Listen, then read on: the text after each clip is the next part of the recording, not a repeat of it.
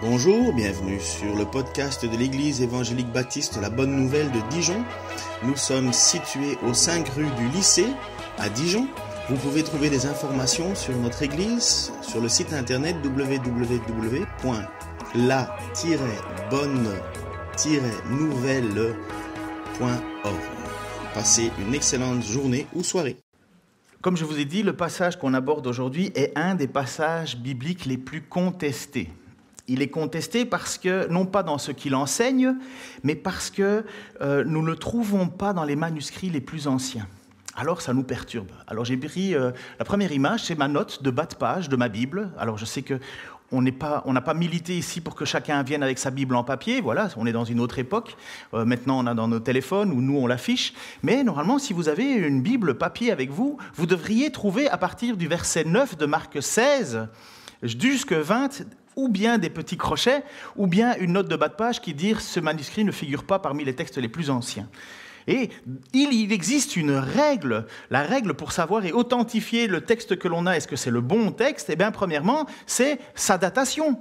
Le fait que l'on le retrouve dans les manuscrits les plus anciens. Et pour nous, chrétiens, alors sachez que les textes les plus anciens que nous avons, nous, c'est le Codex Sinaiticus, qu'on a trouvé aussi là, et puis le Codex Vaticanus. Donc ce sont les textes, enfin les Bibles les plus vieilles que nous avons, les manuscrits les plus vieux. Et ce texte ne se retrouve pas dans ces manuscrits les plus vieux. Donc Marc finit au chapitre 16, verset 8, et s'arrête là. Ce n'est que plus tard, vers le 5e et peut-être même un peu avant, qu'on commence à retrouver la finale longue. Donc on trouve les versets supplémentaires, les versets 9 à 20. Mais voilà, ça crée une question. Est-ce que ces textes sont, oui ou non, authentiques? Sont-ils inspirés? Viennent-ils de Marc? Fait-il partie de l'ensemble? Est-ce que c'est ce que Dieu voulait nous communiquer? Donc quand le canon a été fixé, donc le canon ça veut dire ce que l'on croit comme étant les textes bibliques inspirés, donc on a rejeté l'évangile de Judas, on a rejeté l'évangile de Marie, on a rejeté plein de choses parce qu'on a dit non, c'est pas inspiré. Et quand le canon a été fixé, ils ont fixé ce texte dans votre Bible. Mais on doit être honnête, on doit accepter qu'il y a un questionnement. Et depuis des longues années, les gens se questionnent à savoir si oui ou non ce texte est-il inspiré ou pas. Alors voici ce que vous avez peut-être dans votre note de bas de page. C'est la photo normalement. Il devrait y avoir une photo. Voilà. Ah bon, tant pis. Oui, plusieurs manuscrits et des meilleurs ne contiennent pas les versets 9 à 20. Certains ont une version plus courte de la fin de l'Évangile. Mais elles firent aux compagnons de Pierre un bref récit de tout ce qui leur avait été annoncé. Ensuite, Jésus lui-même lui fit porter par eux, de l'Orient à l'Occident, le message sacré et incorruptible du salut de l'Éternel, voire introduction finale de Marc. En fait, il existe plusieurs finales en même temps. Et c'est perturbant. Alors, toute la semaine, alors je me suis dit, bon sang, pour mon premier message, mon retour à la prédication, je me colle à un truc super difficile.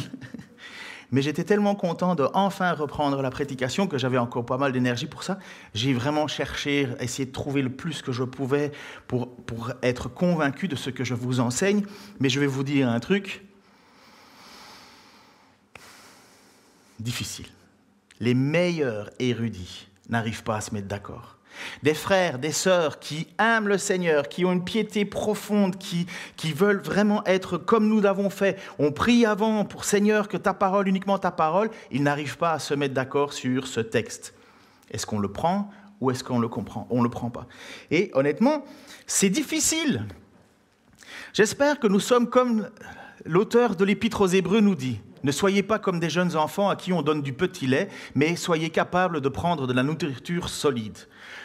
Ça veut dire qu'à un moment, notre foi, il faut qu'elle soit solide. Est-ce que ta foi, elle est basée sur tes émotions? C'est pas solide. Est-ce que ta foi, elle est basée sur les petits versets que tu reçois le matin par Internet ou par SMS sur ton application et que tu te nourris de ça? Ta foi ne sera pas solide. Est-ce que ta foi se base uniquement sur les messages qui disent, voilà, les 7 clés pour la réussite? Ta foi ne sera pas solide. Ta foi sera solide à partir du moment où tu prendras l'entièreté de l'Écriture.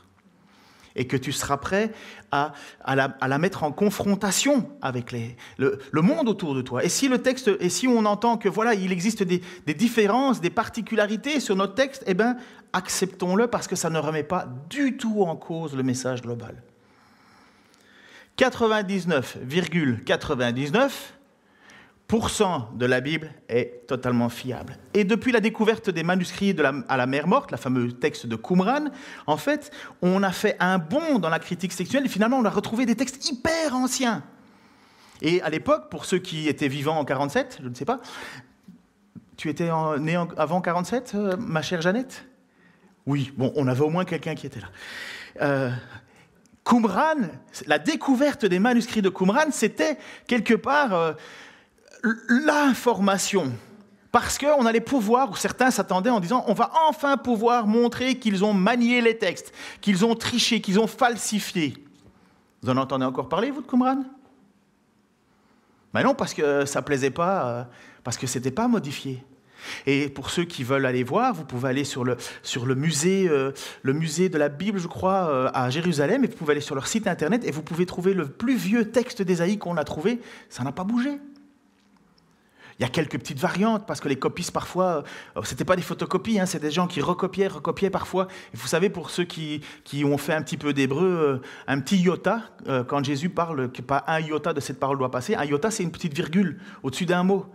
Et bon, quand vous faites des copies, parfois, ça vous arrive des coquilles, comme on appelle. Bien qu'ils étaient super scrupuleux, mais une coquille, puis recopier une copie, puis recopier, ben voilà. Donc, mais 99,99% de la Bible n'a pas de problème, sauf le texte, qui est une grosse section, parce qu'on parle de 11 versets, pose questionnement.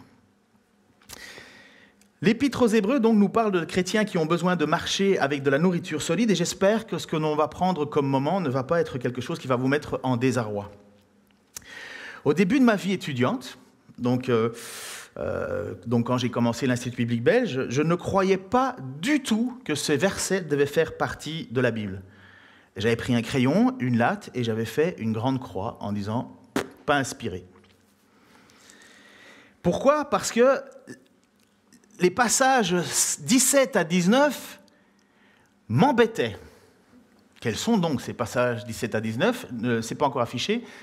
« Et voici les signes qui accompagneront ceux qui auront cru. Ils parleront de nouvelles langues, ils saisiront des serpents, ils buvront des boissons mortelles, il ne fera aucun mal, et ainsi de suite, et ainsi de suite. » Et je voyais tellement de gens complètement à l'ouest prouver ou vouloir prouver leur foi en allant saisir des serpents, en se laissant mordre par le serpent, en disant « je ne risque rien, je suis chrétien, le texte me dit qu'il ne m'arrivera aucun mal. » Et tous les ans, nous avons des funérailles où les gens sont consternés parce que quelqu'un est mort d'avoir été mordu par un serpent.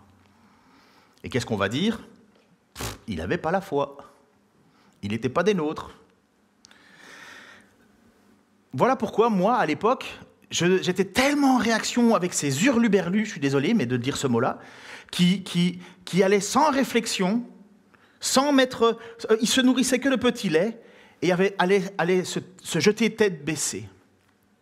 Même Jésus a été tenté de la même manière par le diable. « Jette-toi du haut de cette falaise » parce qu'il est écrit qu'ils ne permettront pas que ton pied touche le sol. Et qu'est-ce que Jésus a répondu ? Oui, mais il est aussi écrit, tu ne tenteras pas ton Dieu. Déjà, rien que mettre ça dans notre tête, ça nous fait comprendre que je ne vais pas aller mettre ma main dans un bocal à serpent pour prouver que j'appartiens à Jésus, parce que je ne vais pas tenter mon Dieu. Rien que ça, c'est déjà, pour celui qui connaît la parole, il a déjà la même réponse que Jésus-Christ en disant « je ne ferai pas le fou. Je sais ce que dit l'Écriture, mais je sais ce que dit l'Écriture. » Et donc ce passage, en fait, on ne peut pas décider si on y croit ou on n'y croit pas en fonction de ce qui nous plaît, de notre tendance, vous voyez ? Parce qu'en plus, il y a véritablement une tendance dans ce texte qui va se dessiner. Ce qu'on va appeler les continuationnistes et qu'on va appeler les cessationnistes. Les continuationnistes disent que les dons de l'époque sont toujours disponibles aujourd'hui. Les dons qui ont été faits aux apôtres. Les cessationnistes disent non, les dons ont cessé, ou en tout cas les dons de ce type-là ont cessé. Mais les deux courants disent la même chose. Dieu continue à faire des miracles. Dieu continue à répondre à nos prières. Dieu ne nous a jamais dit qu'il fallait arrêter de prier. La seule chose sur laquelle les deux courants se mettent un petit peu en porte-à-faux, se regardent en disant, c'est que nous croyons, certains croient que Dieu fait encore des dons des hommes, donc Dieu donne des guérisseurs, et l'autre côté, Dieu dit non, Dieu donne la guérison. D'un côté, on va dire Dieu donne un pouvoir à un homme et finalement c'est l'homme qui a le pouvoir. L'autre côté va dire non, Dieu nous permet de prier pour lui et il va bénir sa prière. Dans Jacques, il est dit que si quelqu'un est malade, eh bien, qu'il aille voir les anciens qui prieront pour lui en loignant de l'huile et s'il a commis des péchés, ils lui seront pardonnés. D'autres mouvements disent va voir le guérisseur. Il a reçu l'onction. Voilà deux courants qui sont devant nous. Nous sommes dans le courant cessationniste, nous. Nous croyons qu'il n'y a pas la même chose que l'époque. Et vous allez voir, on va revenir tout à l'heure. Mais moi, je crois que le mot cessationniste est mal utilisé. Parce que ça voudrait dire qu'on ne croit plus au miracle. Enfin, ça donnerait l'impression que d'un côté, il croit tout ce qui est de l'esprit, et de l'autre côté, on ne croit rien de ce qui est de l'esprit. Ça c'est toujours comme ça. Hein. On se regarde toujours par les extrêmes. Si t'es pas blanc, t'es noir. Et c'est toujours comme ça. Mais je crois qu'il existe une transition, moi. Je vois bien qu'on n'est plus à l'époque des apôtres, avec des miracles qui se passaient, mais de façon extraordinaire. Et d'ailleurs, il faut que vous sachiez que dans le livre des Actes, il n'y a que les apôtres qui font des miracles, plus Pierre, Philippe et Étienne, qui sont des gens sur qui, au chapitre 6 du livre des Actes, les apôtres ont imposé les mains parce qu'ils avaient trop de boulot. Et ils leur ont confié une mission, mais vous n'avez pas de miracle qui est organisé ou qui est fait par n'importe qui. C'est bien par le canal des apôtres et c'est bien par le canal sur lequel les apôtres ont imposé les mains. Ce n'est pas tout le monde. Et nous allons voir cela aussi encore dans ce texte. Nous ne sommes pas des cessationnistes, en tout cas pour ma part, hein, fermés. On ne va pas dire Dieu ne guérit plus, Dieu ne fait plus de miracles comme nous entendons. Et il y a eu un courant qui s'appelait le courant des libérales, le courant libéral. Donc c'est les protestants libéraux qui disaient, dès qu'ils voyaient un miracle, ils supprimaient ou ils disaient c'était juste une pensée parce qu'eux, ils ont rejeté tout miracle. J'espère que quand vous priez Dieu, vous vous attendez à Dieu. S'attendre à Dieu, c'est s'attendre à un miracle, à une action divine de Dieu dans nos vies. On prie pour les malades et on espère que Dieu guérit le malade. Mais nous ne voulons pas prouver que nous sommes touchés par Dieu parce que toute personne que je vais toucher va être guérie puisqu'il est dit que si je prie ou si je touche, eh ben, il va être guéri. Alors il y a très peu d'élus. Hein. Prenons alors encore en réflexion de l'ensemble de ce passage de ce matin qui même s'il n'enseigne pas, il n'enseigne pas des faussetés. Ce n'est pas quelque chose qui est uniquement dans ce passage-là et nulle part ailleurs, sauf un tout petit mot. La question de prendre des boissons, des poisons et ne pas mourir. Parce que imposer les mains, les apôtres l'ont fait, les gens ont été guéris. Paul, il a été mordu par un serpent, il n'est pas mort. Parler des autres langues, c'est ce qui est tombé sur la Pentecôte. Les apôtres sont sortis, ils ont commencé à parler dans des langues totalement différentes. Et puis, nous voyons que ce n'est pas fou ce qui est dit dans ce texte-là. La question c'est, est-ce que c'est pour tous les chrétiens ou est-ce que c'était pour une période? Est-ce que c'était une période particulière ou est-ce que c'est encore aujourd'hui pour tout le monde? Est-ce que parce que tu es chrétien, tu vas parler une autre langue? Vous savez, il y a des églises, il y a une trentaine d'années, il fallait que tu pries en langue, hein. Bien que personne ne sait trop ce que ça veut dire parler en langue, parce que dans le livre des Actes, ceux qui entendaient parler en langue, ils comprenaient ce qu'ils disaient. Mais moi, j'ai entendu parler en langue, je ne comprenais rien de ce qu'il disait. Et personne dans la salle ne comprenait rien de ce qu'il disait. Mais comme il est écrit, voici les signes qui accompagneront, ils parleront de nouvelles langues, et bien on a dit, il faut que tu parles en langue. Et alors on a poussé les gens, prie pour parler en langue. Tu dois prier au Seigneur d'être béni. Mais il n'y a pas un seul texte qui me dit que je dois faire ça. Et nous croyons, je crois, qu'il y a une transition. Il y a eu une période où les miracles étaient foisonnants, et puis petit à petit, ça s'est calmé. J'ai lu des livres, mais vraiment chouettes, des livres des ADD, où eux-mêmes demandent, et le sujet c'est, mais pourquoi Paul a laissé Trophime malade à Milet? Pour ceux qui ont déjà lu la Bible, ils ont déjà compris de quoi je parlais, mais à un certain moment, l'apôtre Paul est avec des autres membres, et il y en a un qui est malade. Et ils continuent leur voyage missionnaire, mais ils laissent Trophime malade à Milet. Mais pourquoi? Si Paul n'a qu'à faire ça, tac. Pourquoi? Il faut prendre ces textes pour alimenter notre réflexion. Sinon, on n'est pas élevé avec de la nourriture solide, mais avec du petit lait. On doit faire l'effort de comprendre. Alors revenons maintenant à notre texte, au début, donc ça va être le Marc chapitre 16, versets 1 à 8, qui est la finale courte. Et on va comprendre la suite après, qui est notre texte d'aujourd'hui, c'est 9 à 20. Quand le sabbat fut passé, Marie de Magdala, Marie, mère de Jacques, et Salomé achetèrent les huiles aromatiques pour aller embaumer le corps de Jésus. C'est Franck qui nous a enseigné la dernière fois sur ce passage-là. Il était encore très tôt le dimanche matin lorsqu'elles arrivèrent au tombeau. Le soleil se levait. En chemin, elles s'étaient demandé les unes aux autres « Qui nous roulera la pierre qui ferme l'entrée du tombeau ?» Or, en levant les yeux, elles aperçurent que la pierre avait été roulée sur le côté et c'était un bloc énorme. Elles pénétrèrent dans le caveau et virent assis du côté droit un jeune homme vêtu d'une robe blanche. Elles furent saisies de frayeur. Mais le jeune homme leur dit « N'ayez pas peur. Vous cherchez Jésus de Nazareth, celui qui a été crucifié. Il est ressuscité. » Youhou, amen. C'est quand même... youhou, amen, on recommence. Il est ressuscité. Voilà. Il n'est plus ici. Voilà. Et c'est le fondement de notre foi, hein, ça. Voyez l'endroit où il avait été déposé. Et maintenant, allez annoncer à ses disciples et aussi à Pierre qu'il vous précède en Galilée. C'est là que vous le verrez, comme il vous l'a dit. Elles se précipitèrent hors du tombeau et s'enfuirent, toutes tremblantes et bouleversées. Elle ne dit rien à personne tant elle était effrayée. Et voilà, la finale courte de Marc, ça s'arrête là. Boum.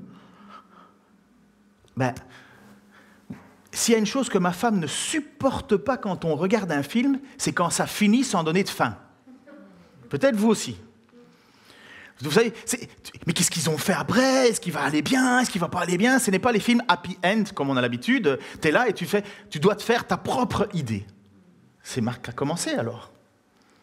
Quelque part, si on croit à la finale de Marc courte, donc si nous étions les chrétiens du 1er siècle et que nous avions reçu le texte écrit par Marc, mais finalement qui a été dicté par l'apôtre Pierre, enfin, c'est ce qu'on croit à 98%, eh bien, vous seriez là en disant « Mais Pierre, oh, et la suite alors? Elle part et elles sont effrayées, elle ne dit rien à personne. » C'est rude, vous comprenez? On dit « Il manque quelque chose quand même. » Certains pensent que de cette finale courte, on a perdu une page, que finalement une page a disparu. Et que ce qui a été dicté n'a pas été transmis, donc ça a été recopié avec la finale courte. Et on est là dans la... Ou bien est-ce que Pierre a voulu nous bouleverser? Est-ce qu'il fallait qu'on reste dans l'effroi, dans le... Mais alors? Et sous-entendu, il faut que tu prennes une décision d'y croire ou de ne pas y croire. C'est possible. C'est possible. Et maintenant, venons sur notre finale. Le texte, vous allez comprendre, donc on ne trouve pas ce texte dans les plus vieux manuscrits, comme je vous ai dit, mais je crois qu'il est quand même inspiré. Moi, je pense que ça a été une rajoute, parce qu'on voit bien que, vous allez voir même, le texte change, au niveau grammatical, les mots changent, des mots sont tout nouveaux que Pierre n'a jamais écrits. Vous savez, quand vous écrivez une lettre, vous ne changez pas de style d'écriture. Enfin, vous voyez, vous avez été enfant, et le professeur, il voyait bien clairement quand c'était votre mère qui avait écrit la dissertation, ou si c'était vous, hein. Vous connaissez ça? Vous n'avez pas fait ça? Si, votre mère, elle n'a pas fait la dissertation. Celle que vous disiez à 10h du soir, le dimanche à 10h, votre mère ouvre votre journal de classe et elle dit « T'as fait ta dissertation ?» Et vous êtes « Non, j'ai oublié. » Et alors la mère en panique en disant « Mais il faut faire absolument ta dissertation et puis on va la faire. » Et vous dites « Non, je vais aller au lit. » Enfin bref, et jusqu'à 11h du soir, et ben, maman, elle écrit la dissertation. La professeure, elle voit la dissertation, elle a bien compris que le gamin, il ne sait pas utiliser des mots comme ça. C'est ça qu'on voit dans les textes, des différences grammaticales. Et c'est ce qui s'est passé. Alors prenons notre verset 16 à 20. Non, pardon, j'ai été trop vite. On va prendre comment Matthieu termine son histoire. Donc Marc, ça s'arrête brusquement. Matthieu, l'évangéliste Matthieu, lui va continuer son histoire. Voici ce qu'il va dire. Les 11 disciples se rendirent en Galilée. Vous voyez que l'ange a dit allez dire à Pierre et aux autres d'aller en Galilée. Et là, Matthieu continue le récit. Les 11 disciples se rendirent en Galilée, sur la colline que Jésus leur avait indiquée. Dès qu'ils l'aperçurent, ils l'adorèrent. Quelques-uns, cependant, eurent des doutes. Vous allez voir, le doute va continuer à être là. Alors Jésus s'approcha d'eux et leur parla ainsi. « J'ai reçu tout pouvoir dans le ciel et sur la terre. Allez donc dans le monde entier, faites des disciples parmi tous les peuples, baptisez-les au nom du Père, du Fils et du Saint-Esprit, et apprenez-leur à obéir à tout ce que je vous ai prescrit. Et voici, je suis moi-même avec vous chaque jour jusqu'à la fin du monde. » Premièrement, la raison pour laquelle on fait des prédications, c'est parce que le texte nous dit qu'il faut faire des disciples et leur enseigner à obéir. C'est pour ça que depuis toujours, il y a des gens qui enseignent la Bible. Et lorsqu'il est dit « Et voici, je suis chaque jour avec vous jusqu'à la fin du monde », je vous en prie, ne faites plus l'erreur de dire là où il est dit, là où un ou deux, quand on est très peu dans une église, là, en disant « Ouais, on est peut-être 3 à la réunion de prière, mais pas grave, Jésus a dit là où 2 ou 3 sont réunis, je suis avec vous. » Jésus est toujours avec nous. Il ne faut pas être 2 ou 3 ou peut-être 4 en disant « Ah, Jésus, il est là qu'à moitié. » On téléphone vite à quelqu'un en disant « Viens, parce qu'il faut être 2 ou 3 là. Jésus n'est pas là. » Ça, c'est ce qu'on appelle sortir un texte de son contexte pour en faire un prétexte. Non, si vous voulez avoir l'assurance que Jésus est là, il a dit « Je serai avec vous. » Jusque voilà, la fin du monde, ce n'est pas encore arrivé. Hein. Il l'a dit, c'est une assurance. En Luc, Jésus a fait plusieurs apparitions aux disciples sur le chemin d'Emmaüs. Il y avait 2 disciples qui marchaient, ils étaient en train de parler, et là, boum, Jésus leur apparaît. Et puis nous avons l'apparition aux 11 dans une maison fermée, Jésus leur apparaît. Boum, il est là. Et puis nous avons, dans Jean, il y a le fameux Thomas, dont on dit douter comme Thomas. Thomas, il était là dans la pièce et il ne voulait pas croire que Jésus était ressuscité. Il dit, moi, si je ne mets pas ma main dans son côté, si je ne touche pas, je ne crois pas. Jésus, pouf, il apparaît. Thomas est un peu mal pris, mais Thomas est le premier qui va dire « Mon Dieu et mon Maître ». C'est le premier à déclarer que Jésus est Dieu. C'est magnifique. Mais donc, vous voyez que le texte de Matthieu montre que ça ne s'arrête pas là, le texte de Marc. Il y a des choses qui se passent en plus. Les apôtres vont jusqu'en Galilée, ils reçoivent un message de Jésus. Marc, il ne parle pas de tout ça. Pouf, il s'arrête. Il s'arrête au fait que les femmes sont effrayées. Mais il y a une constante dans tous les passages de la Bible. Dans tous les passages de la Bible, c'est la difficulté qu'ont les apôtres de croire à la résurrection.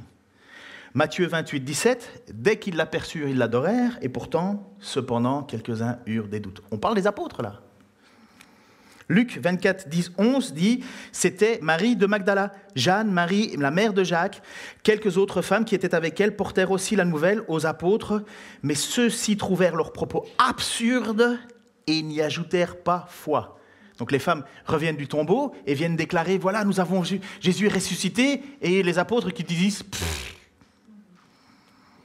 C'est complètement fou. » Et ils n'ajoutent pas foi. On parle des apôtres. Luc 24, 25, 26. Ah, Jésus qui parle alors à ces 2 disciples d'Emmaüs qui vont sur le chemin. Ah, hommes sans intelligence, vous êtes bien lents à croire tout ce que les prophètes ont annoncé. Le Christ ne devait-il pas souffrir toutes ces choses avant d'entrer dans sa gloire? Là encore, Jésus leur fait leur reproche de ne pas croire. Et prenons un texte un peu plus long, Luc 24, 36, 49. « Pendant qu'ils s'entretenaient ainsi, Jésus lui-même se trouva au milieu d'eux. » Donc c'est l'apparition de Jésus au milieu des apôtres, dans la pièce est fermée. « La paix soit avec vous », le fameux shalom.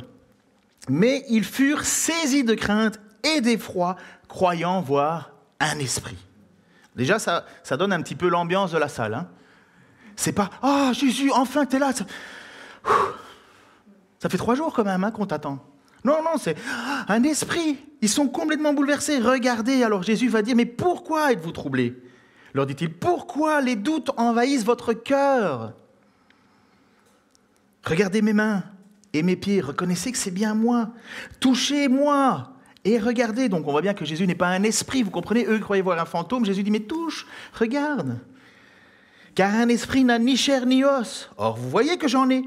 Tout en disant cela, il montra ses mains et ses pieds. Mais ils étaient si heureux qu'ils ne parvenaient pas à croire. Ça, j'ai jamais compris comment on peut être heureux et ne pas croire. De toute façon, le texte disait, ils restaient dans l'étonnement. Alors il leur demanda, avez-vous quelque chose à manger? Je suis content que pour prouver qu'on est bien vivant, on mange. C'est ça qu'on dit être un bon vivant.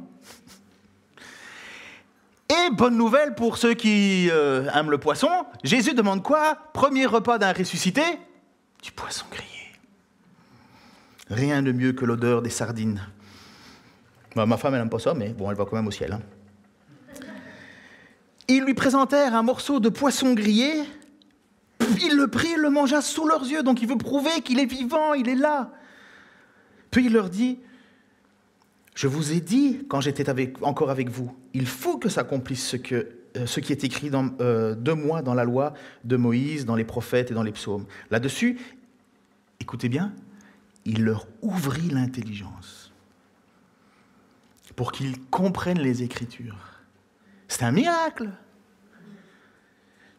Vous voyez, dit-il, les Écritures enseignent que le Messie doit souffrir, qu'il ressuscitera le 3e jour et qu'on annoncera de sa part aux hommes de toutes les nations, en commençant par Jérusalem, qu'ils doivent changer pour obtenir le pardon des péchés.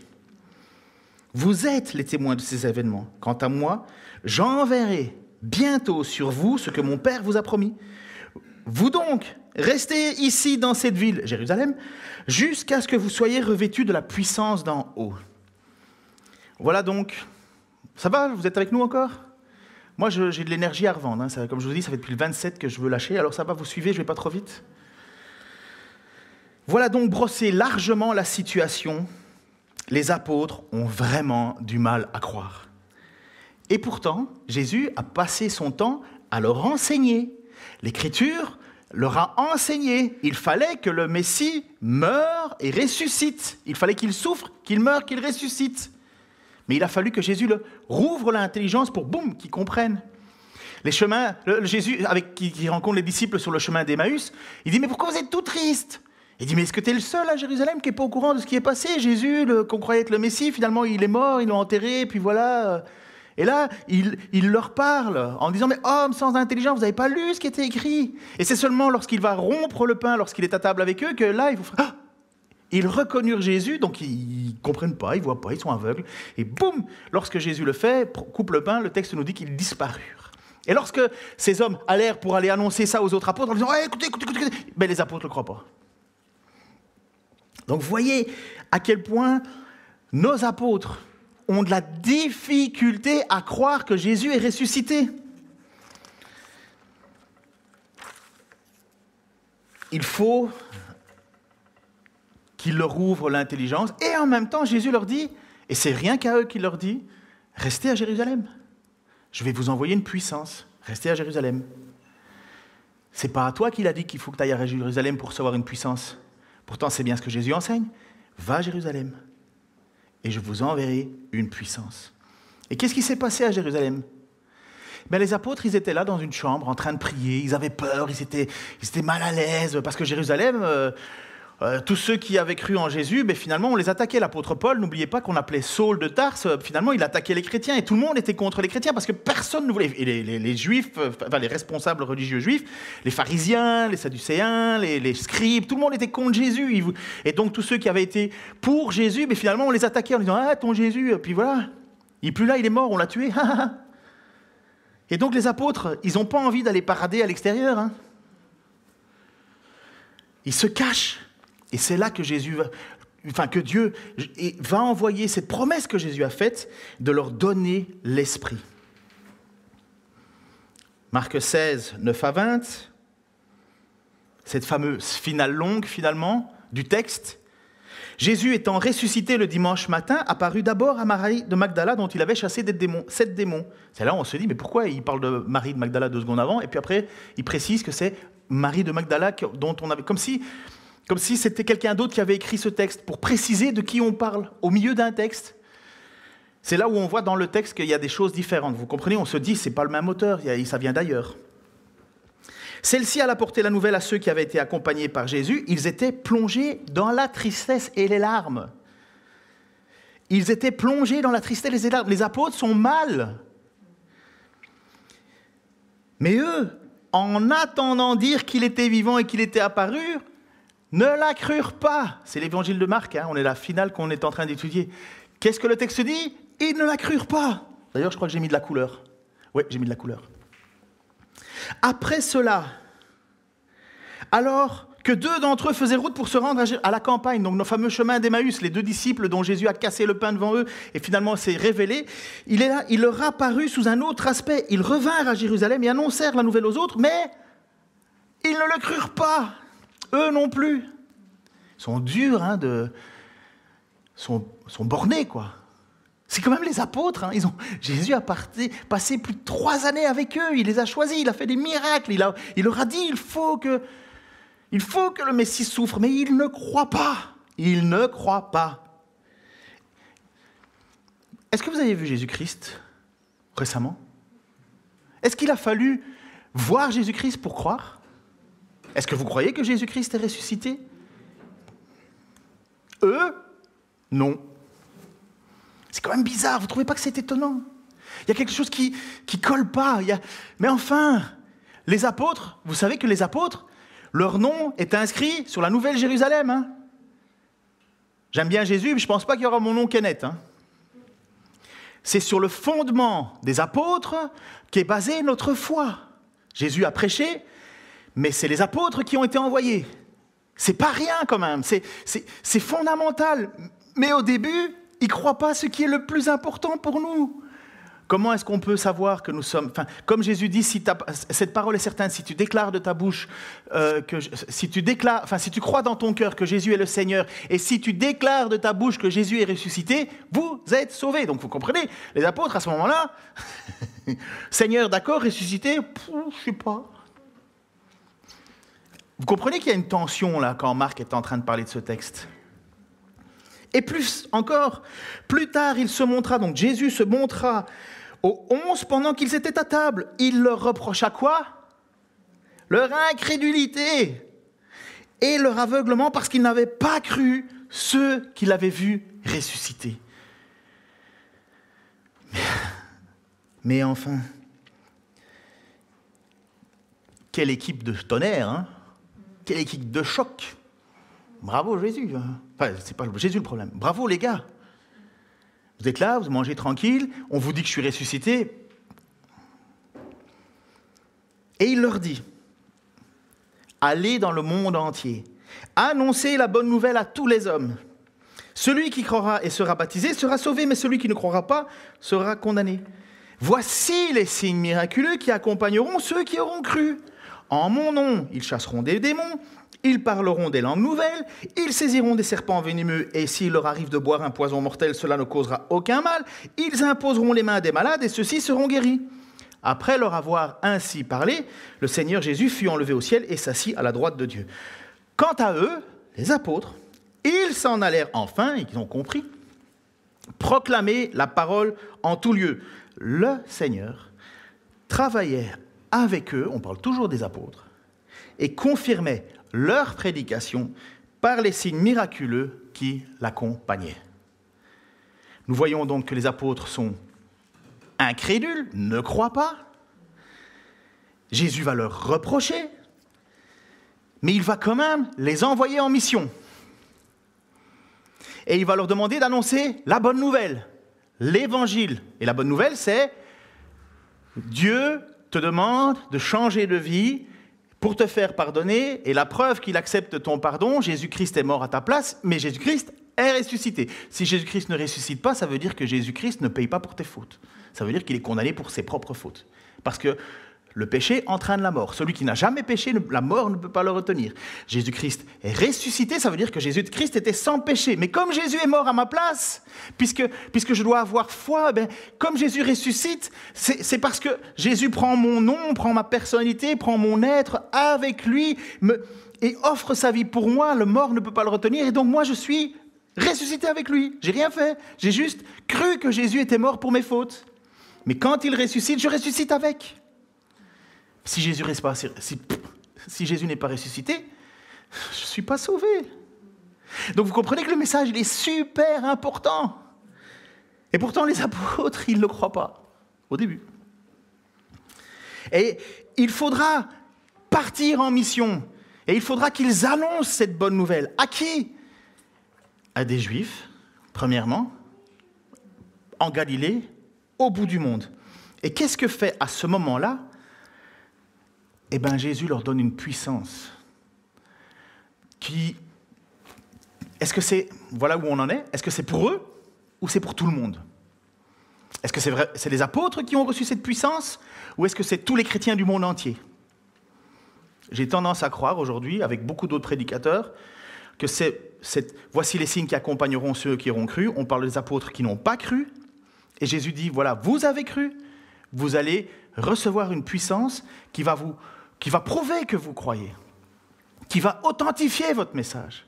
Puisque la suite du texte nous dit que le Seigneur travaillait avec eux et confirmait leur prédication par les signes miraculeux qui l'accompagnaient. Moi, honnêtement, si j'étais apôtre à l'époque, je serais bien content d'avoir des signes qui prouvent que ce que je dis, dans lequel j'ai eu moi-même de la difficulté à croire, est prouvé par des signes miraculeux. Et c'est ce qui se passe. Dans le livre des Actes, il n'y a que les apôtres qui font des miracles, sauf ceux sur lesquels on a imposé les mains, Philippe, Étienne et encore d'autres noms, il y en avait 7, sur qui on impose les mains, ils reçoivent le pouvoir, mais si vous regardez tout le reste du texte, les miracles se faisaient par les mains des apôtres. Le fait de parler d'autres langues, par les apôtres, qui sont là à vivre quelque chose d'extraordinaire. Alors je vais vous citer quelques textes bibliques. On est bon dans le temps ? Non, mais il fallait s'y attendre. Actes 5, 12, 16. Les apôtres accomplissaient beaucoup de signes miraculeux et de prodiges parmi le peuple. Tous les croyants avaient l'habitude de se rassembler dans la cour du temple sous la galerie de Salomon. Personne d'autre n'osait se joindre à eux, mais le peuple tout entier les tenait en haute estime. Un nombre toujours croissant d'hommes et de femmes croyaient au Seigneur et se joignaient à eux. On allait jusqu'à porter les malades dans les rues, on les déposait sur les lits ou les civières, pour qu'au passage de Pierre, son ombre au moins couvre l'un d'eux.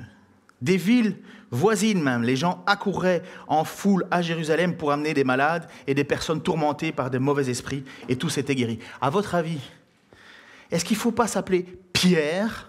Avoir reçu un don particulier de Jésus, une grâce particulière pour que juste l'ombre de Pierre guérisse quelqu'un.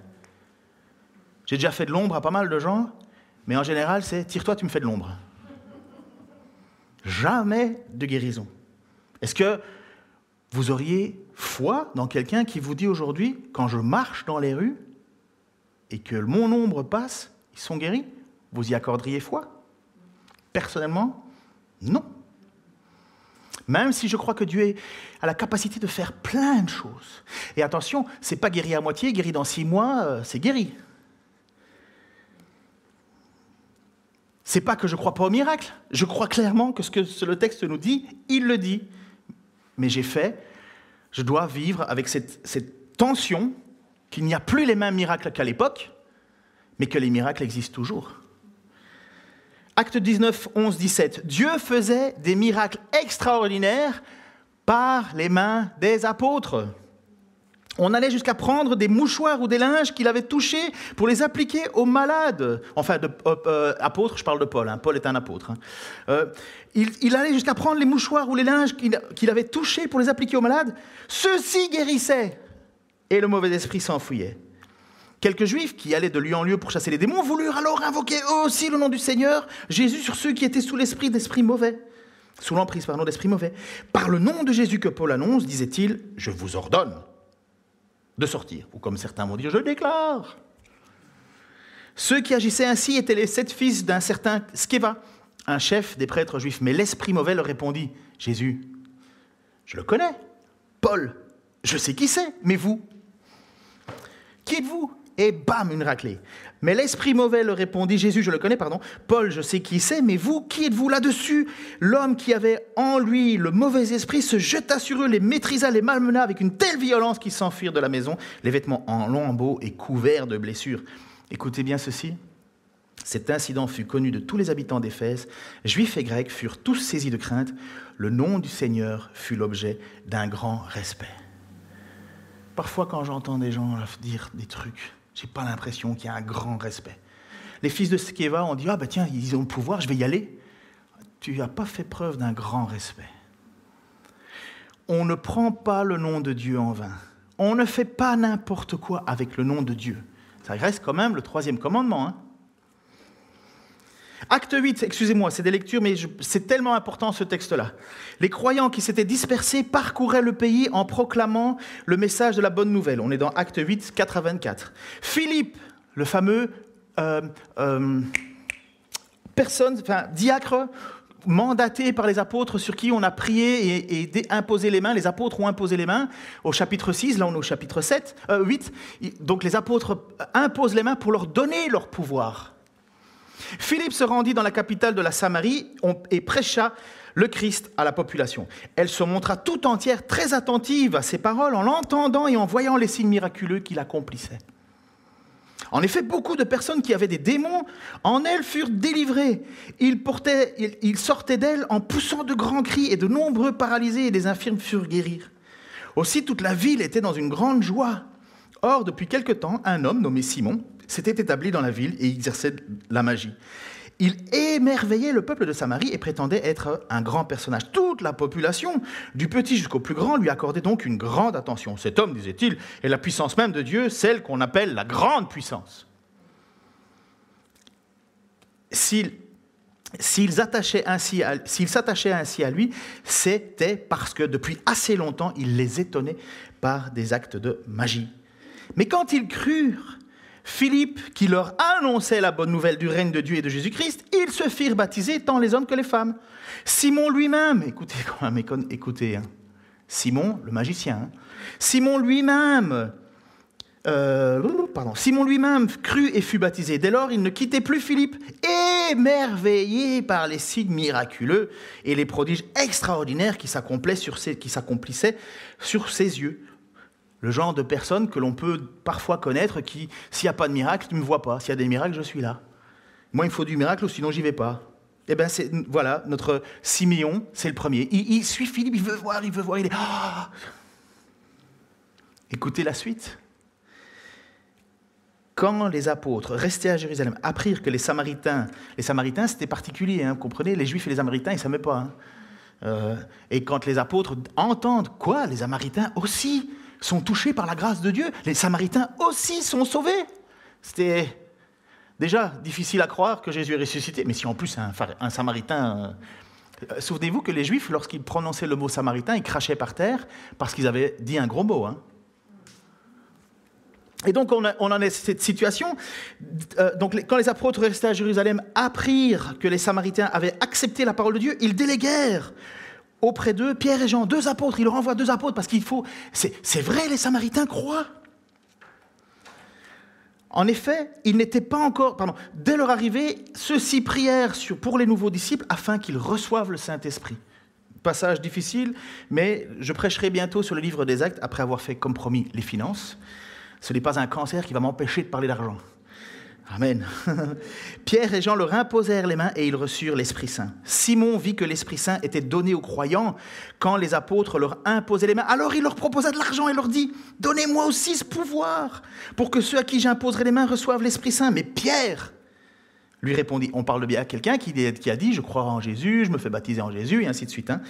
Mais Pierre lui répondit « Que ton argent périsse et toi avec lui puisque tu t'es imaginé qu'on pouvait se procurer le don de Dieu avec de l'argent. » Tu n'as ni part ni droit dans cette affaire, car ton cœur n'est pas droit devant Dieu. Détourne-toi donc du mal qui est en toi et demande au Seigneur de te pardonner s'il est possible d'avoir eu de telles intentions dans ton cœur. Car à ce que je vois, tu es rempli d'amertume, de méchanceté, tu es captif du mal. Alors Simon demanda à Pierre, et j'en prie vous-même, le Seigneur pour qu'il ne m'arrive pas ce que vous avez dit. Beaucoup de lectures ce matin, désolé. Pour mettre en évidence, les musiciens peuvent déjà s'avancer, comme ça on ne perd pas de temps. Beaucoup de textes pour vous montrer qu'il y a une évidence. Les apôtres ont un don particulier. J'ai chaud, je transpire, je ne vais pas mettre un mouchoir, le jeter, et puis pouf. Mais je me souviens, j'étais aux États-Unis, en vacances, et il y avait à la télé un gars qui passait le mouchoir sur sa figure, et pour $20, tu pouvais recevoir le mouchoir et être guéri. À votre avis, est-ce que le Seigneur est là derrière ? Et pourtant, ils prennent des passages bibliques. Hein ? Si on prend que du petit lait, vous allez vous faire balayer. Simon, le magicien, croyait et était émerveillé par ces trucs. Et les miracles qui se passaient, ils se passaient bien authentiquement. C'était des vrais miracles. Et il avait dit, oui, je crois. Je veux être baptisé aussi. Et je veux voir des miracles. Et je resterai toujours avec vous, Philippe. Parce que, les miracles. Et quand les apôtres, ils arrivent, il se fait jeter. Parce que sa foi n'est basée que sur quelque chose. Il veut ça, il veut ce don. Lorsque Pierre va écrire plus tard, il va parler des dons qui doivent être utilisés. C'est le don de la parole, la proclamation de l'évangile. Et c'est ce qui est dit dans Luc chapitre 24, versets 44 et 48, et c'est mon dernier texte.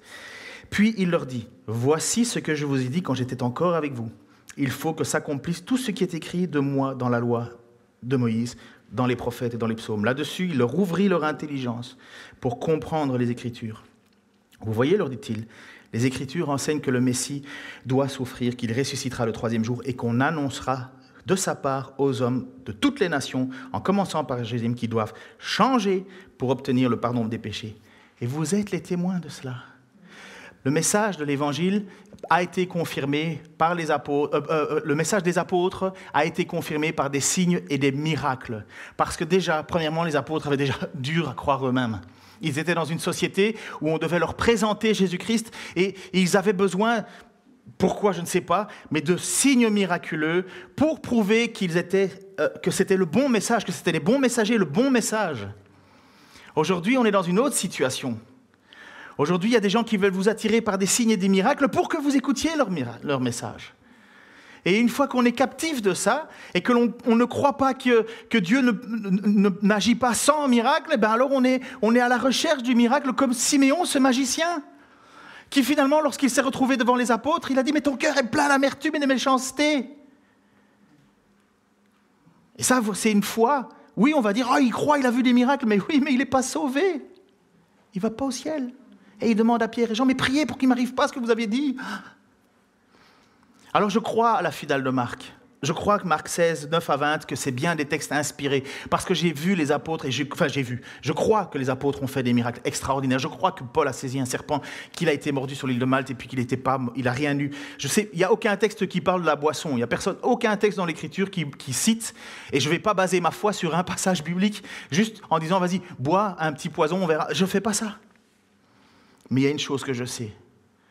Je crois que Jésus-Christ est le Seigneur, qu'il est ressuscité le 3e jour, comme le déclarent les Écritures, comme le déclaraient les prophètes, les signes. Quand je lis l'Écriture, j'ai foi en tout ça. Et surtout, et je vous le dis encore une fois, c'est parce que vous allez passer des moments de souffrance, des moments de difficulté, des moments de persécution, des moments de doute, et que vous allez continuer à croire, malgré tout, que vous avez l'assurance de votre salut. L'apôtre Paul a dit, si je dois me vanter de quoi que ce soit, je vais me vanter de mes faiblesses. J'ai été rejeté, abandonné, mis en prison, frappé. Mais la preuve que je suis sauvé, c'est que je persévère. Je persévère. Et si vous avez besoin d'être rassuré dans votre cœur, que vous appartenez au Seigneur, demandez-vous cette simple question. Qu'est-ce qui vous ferait quitter Jésus-Christ ? Une jambe en moins ? La persécution ? Une douleur ? De la persécution au sein même de votre Église ? Est-ce que ça vous éloigne de Jésus ? Non, Jésus a dit qu'il sera avec nous tous les jours jusqu'à la fin des temps. Et l'Église, il va y avoir des changements dans les églises. Il va y avoir des changements dans le monde. On va être persécuté et tout va être difficile. Mais on va s'accrocher et tu vas t'accrocher parce que Jésus a dit qu'il ne t'abandonnera pas. Et que Dieu pourrait décider de ne plus faire de miracles. Dieu pourrait décider, comme il l'a fait à l'époque, de ne plus intervenir pour voir à quel niveau se situe ta foi.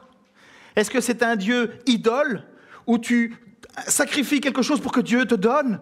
Ou est-ce que Dieu est véritablement ton Dieu devant lequel tu plies le genou et tu dis « Seigneur, je veux vivre une vie de ressuscité comme toi-même tu as été ressuscité. » C'est un temps de souffrance, c'est un temps de difficulté, c'est un temps dur, mais tu as promis, tu l'as promis, et j'ai confiance en ta parole. Seigneur, fais de nous, fais de moi des adorateurs en esprit et en vérité. J'ai besoin de fonder ma foi, Seigneur, sur ta parole. Seigneur, nous savons aussi que tu peux faire des miracles. Nous savons que tu peux confirmer même la parole de quelqu'un en faisant des miracles. On a vu, on a entendu, Seigneur, des frères, des sœurs nous dire que Dieu était intervenu. Et nous le savons que c'est toi. Mais Seigneur, préserve-nous de tous ces fous qui disent n'importe quoi pour s'attirer à eux une vaine gloire, comme Simon le magicien qui voulait ce pouvoir et qui ne t'appartenait pas. Seigneur, je te prie que tu fasses de nous des chrétiens solides, qui ne soient pas emportés à tout vent de doctrine, Seigneur, mais que nous puissions en toute occasion, en toute situation, avoir confiance que ta parole ne changera jamais. Merci pour les apôtres que tu as utilisés, que tu as encouragés. Et si tu désires nous encourager, Seigneur, amen. Mais continue, Seigneur, à marcher devant nous, à marcher derrière nous, à marcher autour de nous. Et que nous puissions, Seigneur, même si nous ne voyons pas, même si nous ne te voyons pas, continuer à marcher comme Abraham par la foi.